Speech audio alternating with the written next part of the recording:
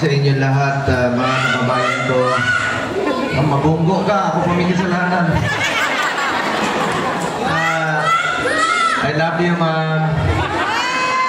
Anyway, mga kababayan ko rito sa Barangay 218. Mali yung nasulat mo, 204 ang sinulat. Okay. Ang nasunugan sa 218. Ayun po, kanina pinapa-basketball ako. Kaya lang hindi ako maka-shoot dahil alam nyo, galing pa po ako sa ospital kahapon. Pero lumabas po ako kasi nakaschedule po kayo rito at meron pong dalawang nasunugan pa sa dalawang barangay, sa barangay saan yun? Barangay 106 at saka dyan sa Santa Mesa. Nalulungkot nga po ako na meron pong namatay, nakikiramay po ako dun sa dalawang namatay sa pamilya. At sa inyo rito, wala naman po nasaktan. Tandaan niyo po, magtulungan lang tayo. Ang gamit na bibili, ang damit na lalabhan, ang pera kikitain, pero yung perang kikitain na hindi po nabibili ang buhay. A lost life is a lost life forever. Kaya magtulungan lang po tayo at huwag po kayo mawala ng pag-asa. Kaya po ako narito ngayon, sa totoo lamang po, lumabas talaga ako sa dyan ng hospital. May mga ginawa sa akin, hindi pa tinatanggal to. Dahil gusto ko makabisita kaagad doon sa mga nasunugan. Dahil noong panahon ng kampanya, hindi po kami nakakaikot dahil bawal po.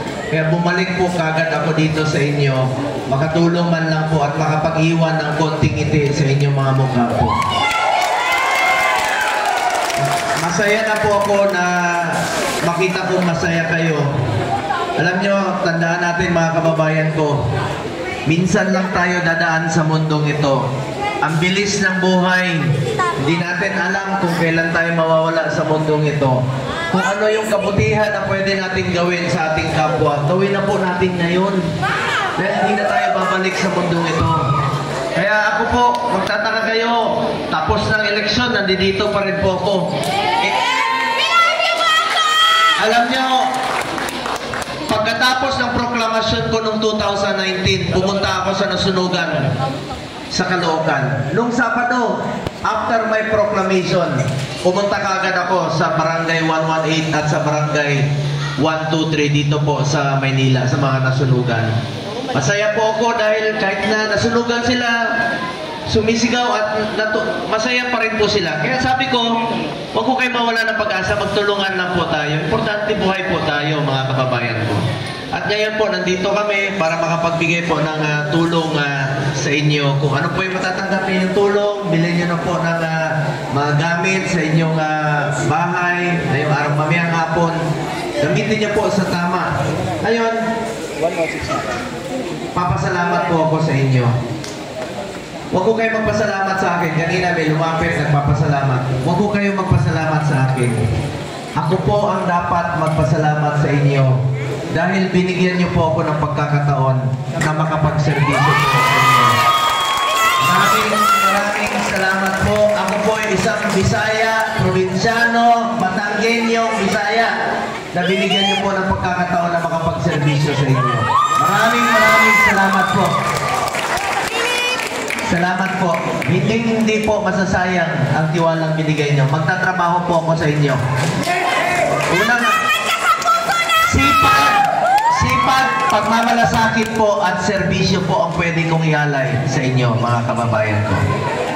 Salamat po sa inyo. Salamat po sa inyong tiwala. Salamat. Una-una, gusto ko rin po pasalamatan ang ating mga barangay officials na tumulong po dito, no? Ang ating barangay captain Arnold Del Rio, palakpakan po natin. Ang ating kagawad Marinette Humol, palakpakan po natin. Kagawad Analisa Gonzalez, palakpakan po natin. Kagawad Nestor Encinas, palakpakan po natin. Secretary Abilina Ross, palakpakan po natin. Ang ating po mga barangay captains po, host barangay, salamat po sa pagpagamit dito po sa inyong covered court, barangay captain Gail Villaruel. Isisingit ko na lang po. ako po ay isa sa mga author at co-sponsor ng Ligtas Pinoy Centers Act.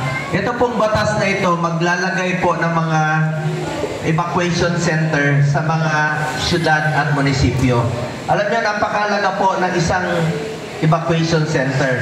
Kaysa gamitin yung mga pera sa proyektong walang silbi sa bayan, dapat gamitin dito sa mga evacuation center. Para tuwing may nasusunugan, may nababahaan, meron po kayong komportableng pagpapahingahan. Kaysa naman nandun lang kayo sa gym, naantala pa yung eskwelahan, di ba nagagamit? May maayos, may comfort room at hindi magkasakit yung mga bata. Yan po yung batas na isinulong po natin bilang isa sa mga author at co-sponsor ng batas na yan. Evacuation Center, Ligtas Pinoy Centers Act po, na isinulong po natin. Tulad nito, dapat po maraming mga ganitong gym dito, kaya lang kulang kayo sa propriedad. I mean sa lupa. Lupa ang kailangan po, no? Pero yan po, para sa akin, importante po itong evacuation center. And gusto ko rin pong pasalamatan ng ating mga barangay captain sa inyong suporta, tulong. Asahan niyo po, ako po'y patuloy rin pong susuporta sa ating mga barangay officials. Isusulong ko rin po yung inyong pagpapalawak pa ng inyong kakayahan, ng inyong termino na makapaglingkod. Isa lang po ang pakiusap ko sa mga barangay officials, huwag pong pabayaan yung mga kababayan nating mahihirap po. Dapat bukas ang tanggapan ninyo tuwing may nasusunugan, tuwing mayroong nagkakasakit.